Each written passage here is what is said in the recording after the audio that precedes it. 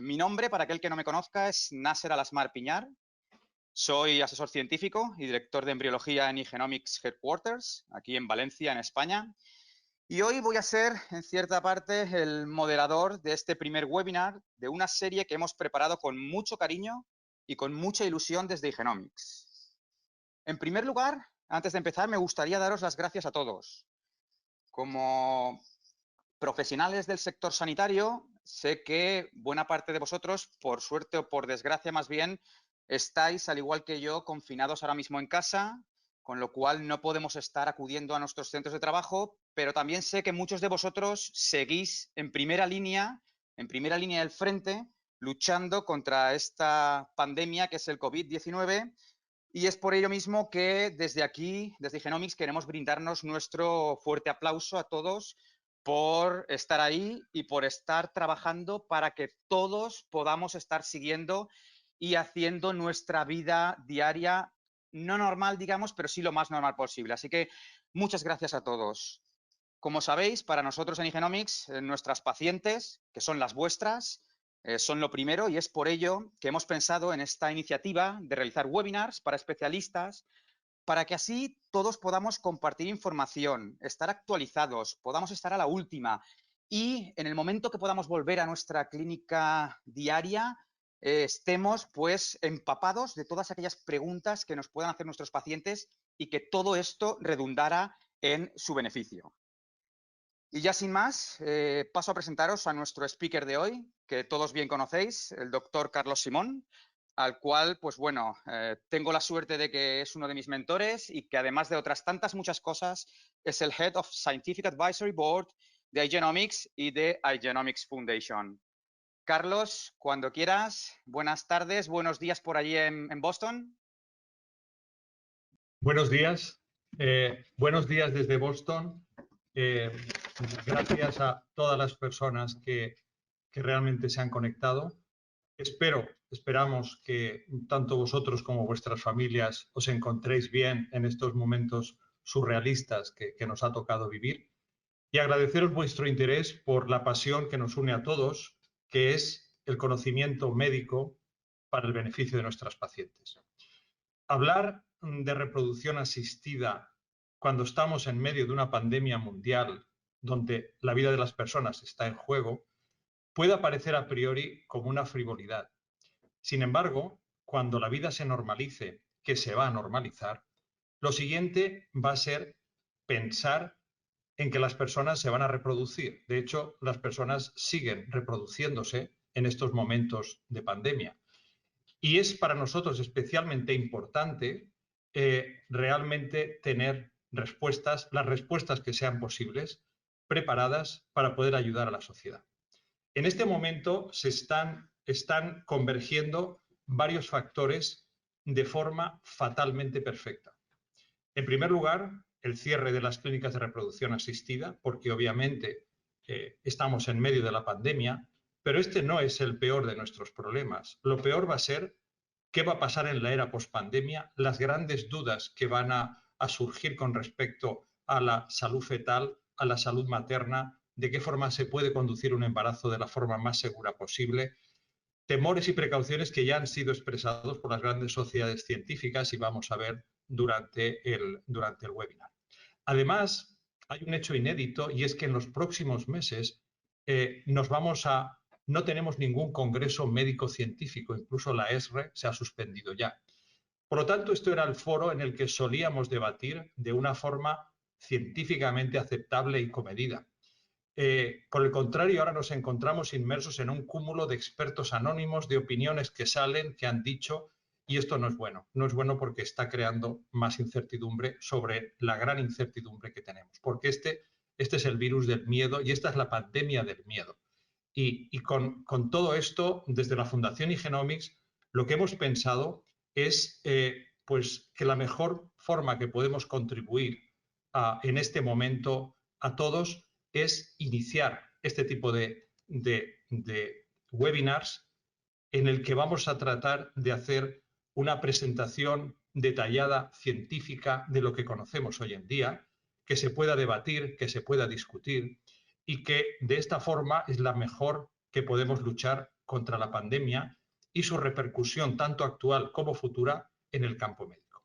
Este webinar era un piloto que queríamos hacer primero para las personas de habla hispana y sobre todo para nuestro país que tanto está sufriendo, y nos tengo que recordar las cifras que nos han dado hoy en día, pero que desde aquí, debido a la aceptación que estamos viendo y que la plataforma de 1001 se va a quedar completamente colapsada por esto, estamos planeando una serie de webinars en el que vamos a analizar de forma detallada por distintos expertos independientes cada una de las partes COVID-19 en cada una de las partes de medicina reproductiva, desde embriología, aborto, desarrollo fetal, obstetricia, recién nacido. Vamos a tratar de ver todo de la forma mejor posible para tener esta información, y estas series se van a pasar a ser en inglés para el resto de los colegas del mundo que estén interesados en seguirlo.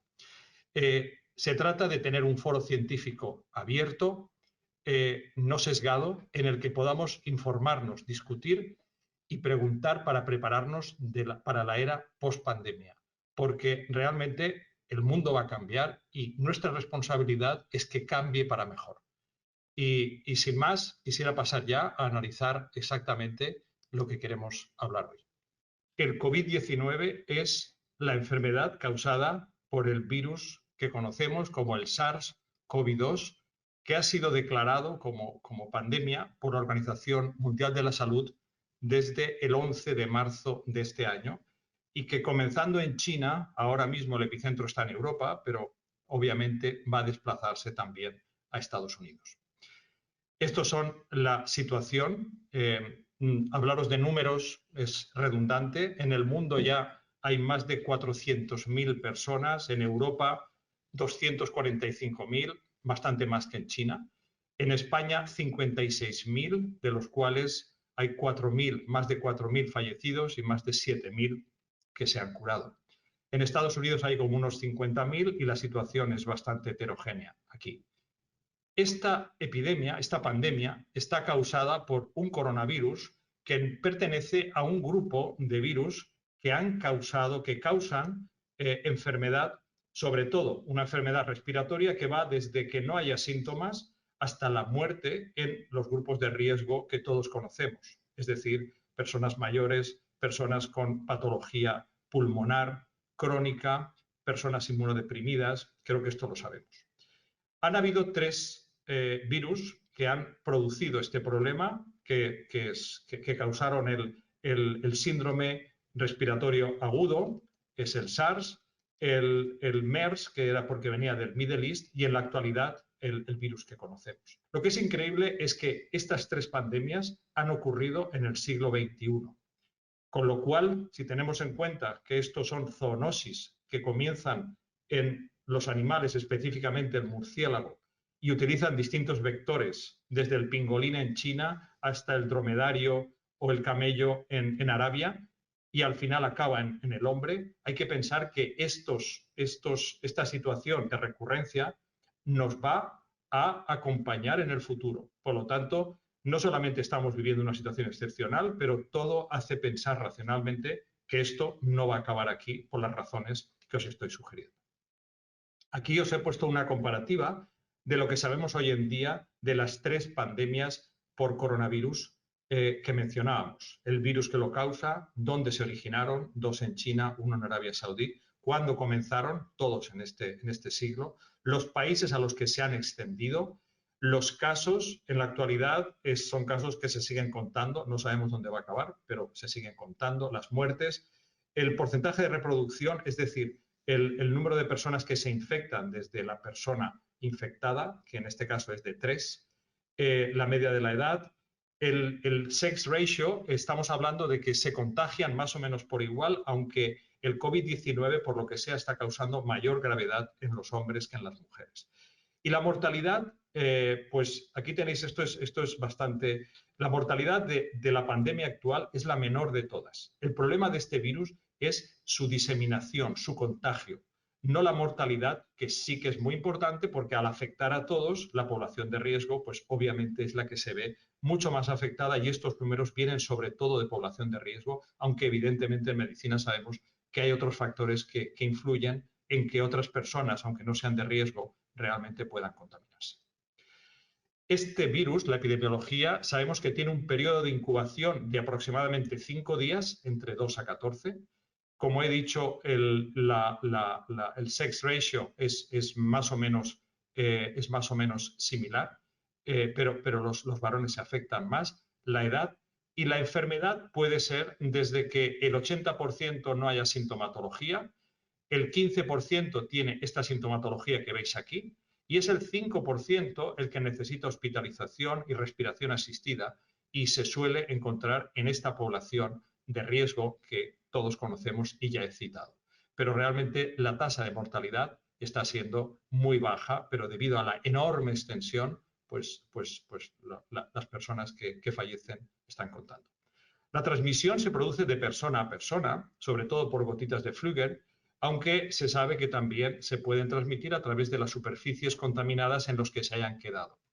El principal problema está siendo en los hospitales, en el que el personal sanitario que está en contacto con los enfermos, pues en fin, habéis oído en la prensa, no hay los medios suficientes, pero estamos hablando creo que más de un 15% ya del personal sanitario infectado, lo cual está produciendo todavía, agravando más el problema porque no pueden atender a los pacientes una vez están infectados. Los métodos de identificación, al igual que cualquier virus, son los que siempre hemos utilizado y conocemos. Es decir, la detección del DNA o RNA, en este caso RNA del virus, y esto se hace mediante la PCR, y a continuación la medición de la respuesta inmunológica del organismo hacia este virus, que conocemos que está en función de la IgG y la IgM. En este caso sabemos que el virus, que la respuesta inmunológica comienza a aparecer aproximadamente a los 7 días, a los 12 días tiene un pico y a los 30 días ya sí que podemos medir la existencia de ambos dos. Sabemos que la IgM indica la infección aguda y que luego la IgG quedará y nos indicará que realmente ha habido una protección después de haber sufrido. Pero la forma de detectar el virus se hace mediante PCR y es para detectar en el momento preciso donde está ocurriendo, es decir, ahora en España, por ejemplo, mientras que los sistemas de inmunoglobulinas nos detectarían en el periodo post-pandemia o después de haber sufrido la enfermedad, en qué situación se encontraría la persona que lo ha sufrido.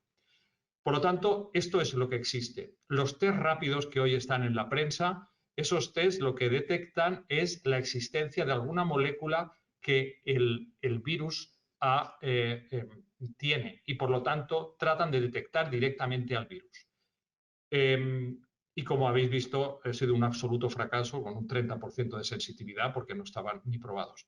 Lo que quiero decir es que esto es lo que sabemos. Sabemos que la PCR es muy efectiva, se realiza sobre el escobionaje bucofaríngeo y ahí detectamos secciones específicas de este virus mediante PCR múltiple, y esto es para infección aguda, y cuando simultáneamente se puede hacer el análisis de inmunoglobulinas, porque dependiendo del momento en el que se encuentre la persona o el contagio en el país, podemos saber si ya se trata de una persona que lo ha pasado y queda protegida porque tiene IgGs o una persona que lo está pasando y además está en una IgM. Es decir, creo que los médicos y las personas sanitarios que me escucháis conocéis esto. Esto no es distinto de otras enfermedades, solo que debido a la urgencia en la que nos encontramos, la situación es esta. Los test rápidos que se están hablando que detectan el virus, no la respuesta inmunológica, están basadas en detección de moléculas, de proteínas y como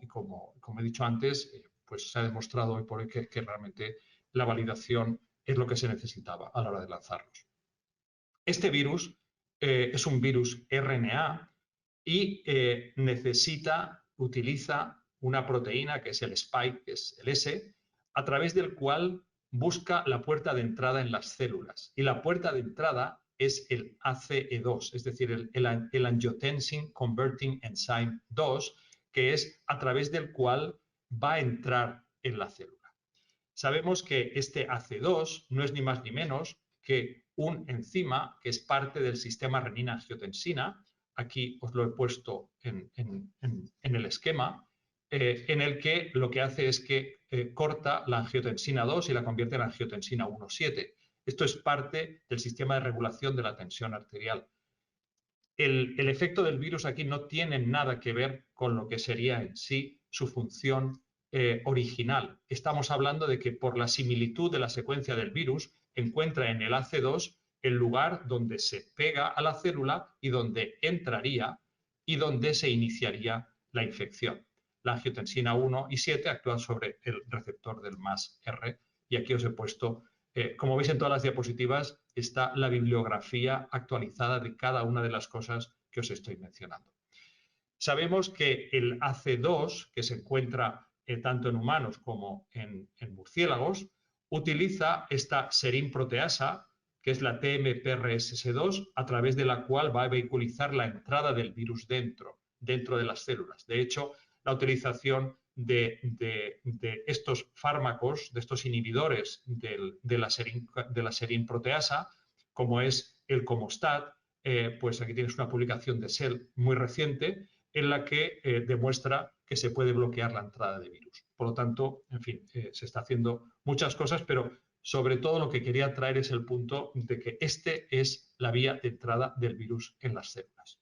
¿Y qué tenemos a nivel del sistema reproductivo? Pues bueno, tenemos que esto sí que existe en algunos órganos reproductivos, por ejemplo en el ovario.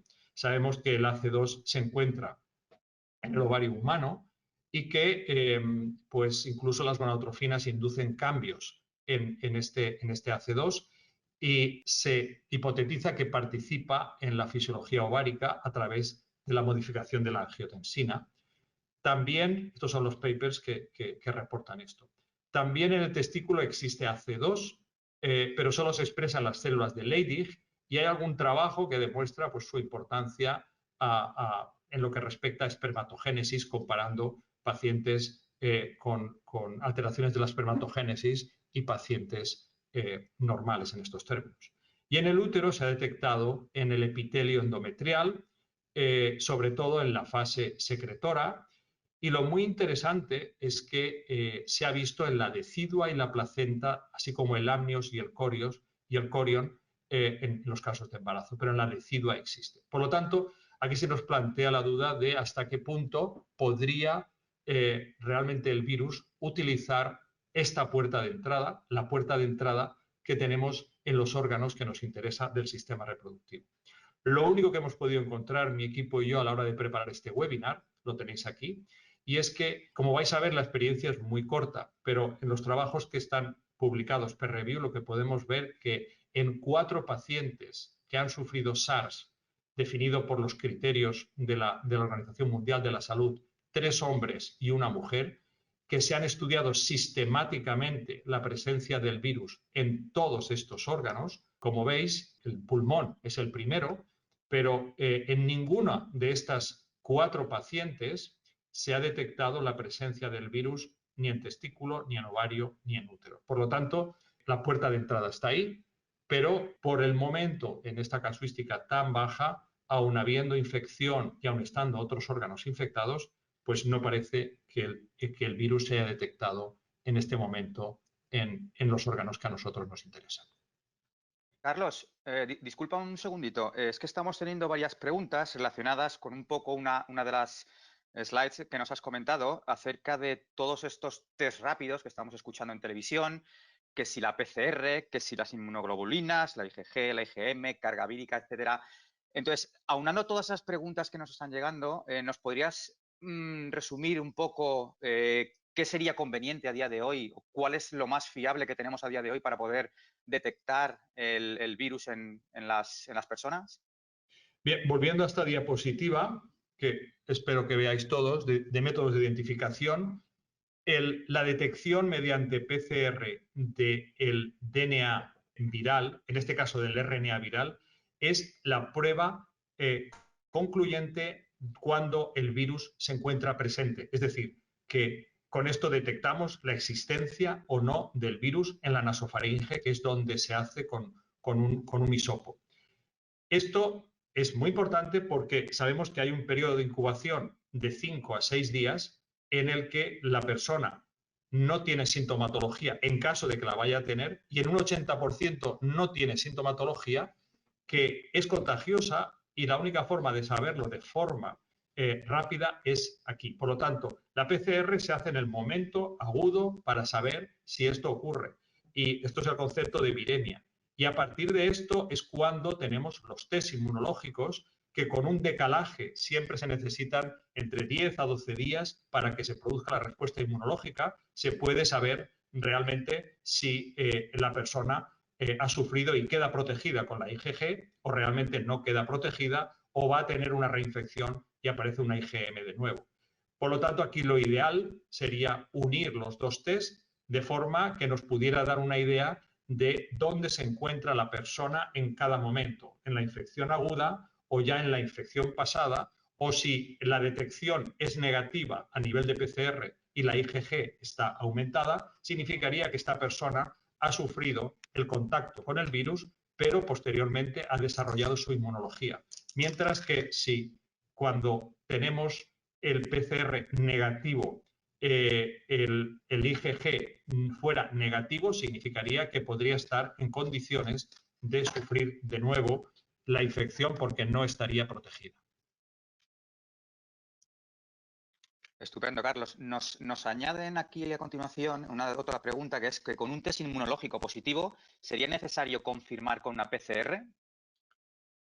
Test inmunológico positivo depende de lo que diga el test inmunológico positivo. Si el test inmunológico te indica que existe una IgG positiva y esa persona ha sufrido la clínica, evidentemente ya estaríamos en un periodo posterior. Si esto aparece, o sea, la clínica tiene que desaparecer durante un periodo aproximado de una cuarentena de 10-12 días y ahí tener una IgG positiva y ahí tendrías la certeza de que realmente esta persona lo ha pasado y estaría protegida.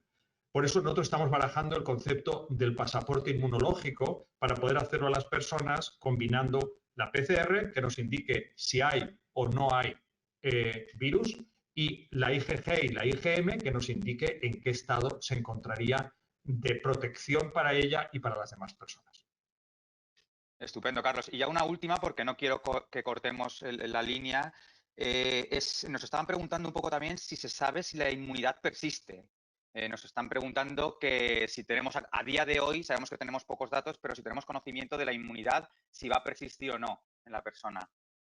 En teoría la inmunidad va a persistir si se comporta igual que se comporta en cualquier tipo de virus, pero esto, en primer lugar, no existen datos porque el virus lo tenemos desde hace 2 meses en el mundo y por lo tanto no podemos aseverar hasta qué punto la inmunidad va a ser completamente consistente. Pero si sigue los patrones que han seguido los otros coronavirus y cualquier otro virus, evidentemente tendríamos que pensar en los niveles siempre de protección que tenemos, en el que la inmensa mayoría quedarían protegidos, aunque la reinfección siempre es posible y todos sabemos la aparición posterior de reinfecciones sobre portadores crónicos que no contagian. Pero esto creo que todavía está por conocer. Estupendo, Carlos. Gracias. Bien, a continuación lo que os quería es mostrar todo lo que nosotros hemos podido encontrar sobre qué podemos aprender de las epidemias previas de coronavirus. Y por eso nos hemos centrado en lo que respecta al embarazo, por supuesto. Y por eso nos hemos centrado en el SARS y en el MERS. Entonces, aquí tenéis los datos que mi equipo ha podido sacar con respecto al SARS y el embarazo. Hay un total de 6 estudios en el que han recogido a 17 pacientes embarazadas y 40 no embarazadas. De estas, 8 se infectaron en el primer trimestre y 9 en el segundo y tercer trimestre. Las que dieron a luz, como podéis ver, en las infectadas en el primer trimestre, realmente una tuvo un parto pretérmino, otra tuvo un parto a término, los niños estaban bien. De las 9 infectadas en el segundo y tercer trimestre, pues quitando una terminación voluntaria, nacieron 8 niños y de los 8 niños, pues tenemos, ahora lo comentaremos, hubo 5 pretérminos, el resto fueron a término y los datos fetales, pues hay un retraso de crecimiento intrauterino, hay varios retrasos de crecimiento intrauterino y ahora vamos a comentarlo. De nuevo, esto es SARS. Esto fue lo que se aprendió del SARS, y aquí abajo tenéis toda la bibliografía en la que se basan estos números. Las complicaciones maternas, por hacerlo de forma esquemática, la mortalidad es alta. El primero, que fue el estudio de Hong Kong, era de un 25%. No habían diferentes signos clínicos en pacientes embarazadas y no embarazadas, pero sí que las pacientes embarazadas requirieron más admisiones en la unidad de cuidados intensivos que las no embarazadas, y hubo un aumento de embarazo espontáneo, sobre todo en el primer estudio. En lo que respecta a los niños, hay un 35% de partos pretérminos con una morbilidad neonatal aumentada. Hay un aumento del retraso de crecimiento, hubo también una muerte intrauterina y una muerte neonatal posterior, una muerte posterior. La placenta parece que está disminuida, pero el problema de todo esto es que imaginaros en medio de una pandemia, pues el ginecólogo trata pues de acabar el embarazo lo antes posible, por lo tanto los partos pretérmino hay que tomarlos como tal, y es una situación en que la paciente pues con una patología respiratoria pues tiene mayores posibilidades de tener problemas en el feto, lógicamente. La transmisión vertical parece improbable porque no se han encontrado las partículas del virus tanto en los productos de la concepción como en los recién nacidos. Y cuando se han analizado en los recién nacidos, incluso por PCR, de la que estábamos hablando, ninguno de las muestras tomadas en todo lo que tenéis aquí, tanto la parte nasofaríngea, aspirado gástrico, sangre, meconio, leche, amniótico, líquido amniótico, ninguno dio positivo. Por lo tanto, parece bastante improbable. Las cuestiones abiertas con el SARS y el embarazo son que las causas del aborto, hay que pensar también lo que comentaba, es decir, que existe un fallo respiratorio severísimo, que algunas pacientes están intubadas en la UCI y por lo tanto hay una hipoxemia que puede afectar también el pronóstico del embarazo en sí. Y que aquí en la primera pandemia se utilizó un antivírico que era el ribavirin, y se vio posteriormente que aquellas pacientes que no le habían dado el ribavirin tenían menos abortos que aquellas que se lo habían dado. El ribavirin sabemos hoy en día que es embriotóxico y teratogénico en estudios animales. Las causas fetales, de nuevo, pensamos que se debieron más a la patología respiratoria materna que a otra cosa. Y desde luego las recomendaciones, aquí lo que se aprendió de esto es que era mejor realmente dejar que pasara la infección en la madre, ganar tiempo y hacer el parto o la cesárea posteriormente a que hubiera pasado, antes que dar un tratamiento rápido, y sobre todo los antivíricos se habían acabado, dar un tratamiento rápido para sacar al niño lo antes posible, porque hasta los anticuerpos frente al SARS parece que tenían un efecto protector. Por lo tanto, las conclusiones del SARS era que los efectos adversos sobre el embarazo tal vez estaban causados más por la infección sobre la madre y por el tratamiento médico que estábamos dando nosotros para tratar a la madre, que en sí por el efecto que pudiera tener el virus sobre el embarazo. En lo que respecta al MERS, similar. Hay 13 estudios publicados, hay 7 estudios publicados que recogen 13 pacientes de todos estos países que podéis ver aquí, de distintos países, y en los cuales 2 se infectaron en el primer trimestre, 11 lo hicieron en el segundo y tercer trimestre, y aquí tenéis los datos. Un niño nació, de los de infección en el primer trimestre estaba todo bien, y después los 11 infectados en el segundo y tercer trimestre, hubo 10 niños nacidos, de los cuales, pues, estaban sanos, excepto una muerte que hubo 4 horas después del nacimiento. Aquí os esquematizo lo aprendido, y es que la mortalidad materna fue muy alta. De nuevo, los casos son muy bajos. No había diferencias clínicas ni de laboratorio en pacientes embarazadas versus no embarazadas. 7 pacientes requirieron admisión en la unidad de cuidados intensivos y 5 ventilación mecánica, 5 cesáreas, una preeclampsia, y en 8 mujeres se recuperaron perfectamente con niños sanos. La patología fetal fue un mortinato y una muerte neonatal después de haber nacido, 2 abrupcios de placenta, pero no hay evidencia clara de todo esto. La transmisión, de nuevo, no parece que sea vertical, afortunadamente, y todo lo que se hizo a nivel de PCR y test de anticuerpos en los recién nacidos fue negativo en todas las muestras que se pudieron analizar. Las preguntas son las mismas y aquí fijaros que ya en el MERS se aprendió y ya las pacientes fueron tratadas con ribavirin después de que los niños nacieran. Y aquí, pues como veis, hubo menos abortos que en la primera. Las conclusiones es que el mejor pronóstico de aquí puede ser debido también a que eran pacientes más jóvenes, según hemos visto en los listados, y que la presentación ocurrió sobre todo más tarde en el embarazo. Hubo muy pocas infectadas en el primer trimestre. Y anecdóticamente, una de las pacientes reportadas había sido sometida a reproducción asistida y esta paciente no tuvo ninguna complicación obstétrica, tuvo un niño sano al que se analizó y estaba perfectamente. Siempre que hay una cosa así, pues obviamente tenemos que recurrir a los modelos animales.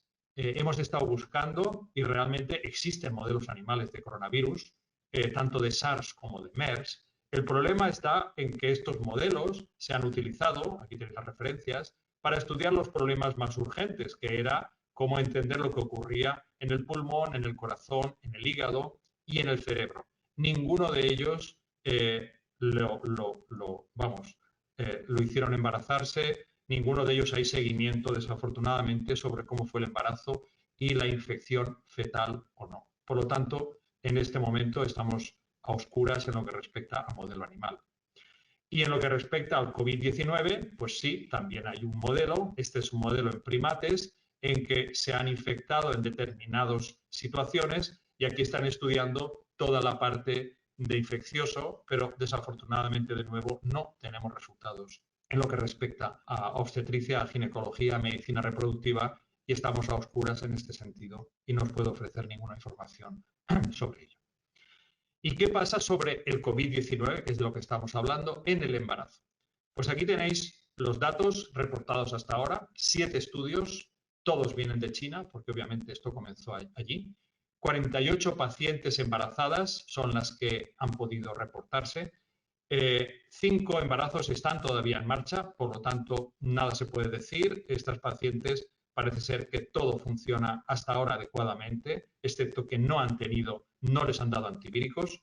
Y en los 44 niños que han nacido, 15 han sido por parto pretérmino y 29 han sido a término. De los 15 pretérminos, imaginaros 12 cesáreas, 3 partos vaginales. Aquí puedo entender la situación perfectamente, creo que todos la entendemos. Y en los a término, pues con 27 cesáreas y el resto fueron vaginales. Los niños nacidos, parece ser que 11 ninguna complicación y hubo una muerte neonatal en los que venían de las cesáreas, los que venían de parto vaginal todo fue más o menos bien y los que llegaron a término parece ser que no hubo ningún problema. Aquí tenéis todas las referencias desde el Lancet, que ese ha sido el más nombrado, hasta el último que está en preprint, no publicado científicamente, pero en revistas preprint. En resumen, con respecto a las complicaciones maternas, en 43 pacientes con COVID-19 perfectamente diagnosticado, hubo 2 preeclampsias, 5 roturas prematuras de membrana, 1 coriomionitis y todas las pacientes, en ninguna se les trató con antivíricos, solamente hasta después de. En lo que respecta al feto, se detectó un niño en que después de nacer murió por un fallo orgánico múltiple y una coagulación intravascular diseminada. Sufrimiento fetal en 8 casos y oligohidramnios y polihidramnios en 2 casos. Y este niño, este niño que murió, por supuesto se analizó y al igual que en los casos anteriores, no se ha visto evidencia de una transmisión vertical y fue todas las muestras que se tomaron en todos los niveles que os indico aquí en la diapositiva fueron negativos.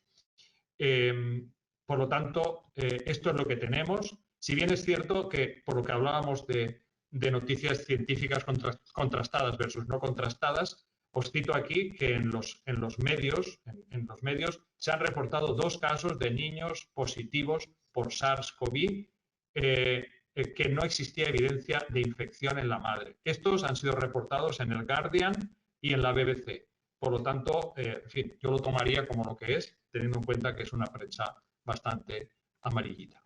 El último estudio es que realmente, aquí tenemos uno que ha sido publicado en el Chinese Journal of Obstetrics and Gynecology, en el que comparan 16 pacientes embarazadas con 45 pacientes embarazadas negativas. No han visto diferencias significativas en ninguno de estos parámetros con respecto al embarazo con el COVID-19. Por lo tanto, las razones para tener precaución con todo esto, cuando analicemos el efecto de estos virus, dicho lo dicho, es que la disponibilidad de números es muy baja, sobre todo del COVID, porque estamos ahora en medio de la pandemia.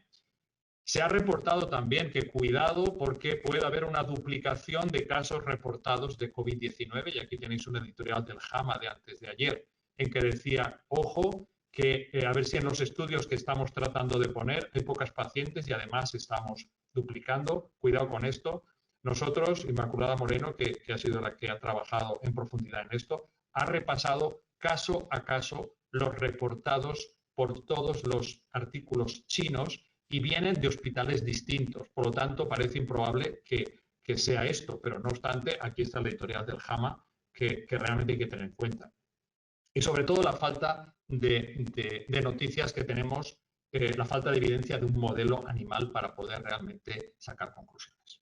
Y pasamos a las recomendaciones finales de las sociedades y de los cuerpos que tenemos en la actualidad, de los cuerpos profesionales. Y todo empezó por la OMS, obviamente. La OMS, como tenéis aquí, lo que está recomendando es el testar. En medicina primero testamos y luego tratamos. Parece ser que lo lógico hubiera sido crear un sistema de diagnóstico y para a continuación separar a aquellas personas que tengan el virus versus aquellos que no lo tengan. Por lo tanto, el diagnóstico es fundamental, que es lo que nos está faltando hoy en día. El diagnóstico se está haciendo simplemente por clínica y sería muy importante conocer la existencia o no del virus, porque esto nos va a dar lugar a saber si va a infectar o no.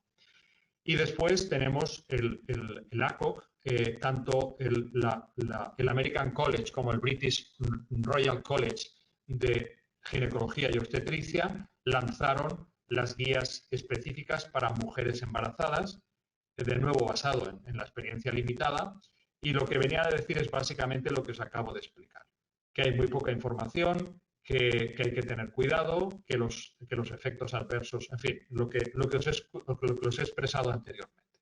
Y después han entrado nuestras sociedades, tanto la ESRE como la Sociedad Americana, en que, aunque no existe, como veis aquí, aunque no existe evidencia de efectos negativos, sin embargo recomiendan que se cese el tratamiento en todas las pacientes de reproducción asistida, que aquellas que estén en marcha, que se difiera la transferencia, y que aquellas que están embarazadas, pues que sigan los consejos de aislamiento y de cuidado que son los habituales que hemos dicho durante la conferencia. Esto lo pronunció la ESRE en el 14 de marzo, el 17 la Sociedad Americana dijo exactamente lo mismo. Por lo tanto, suspender la iniciación de todos los nuevos tratamientos, las clínicas se han cerrado. Esto parece de sentido común, hasta que sepamos algo más, pues en fin, en teoría es lo que es sentido común y esto está ocurriendo. Pero también tenéis que saber que se está produciendo un movimiento contrario, encabezado por la Fertility Providers Alliance. Esto es la organización de todos los centros, bueno, de la mayoría de centros de reproducción asistida de Estados Unidos.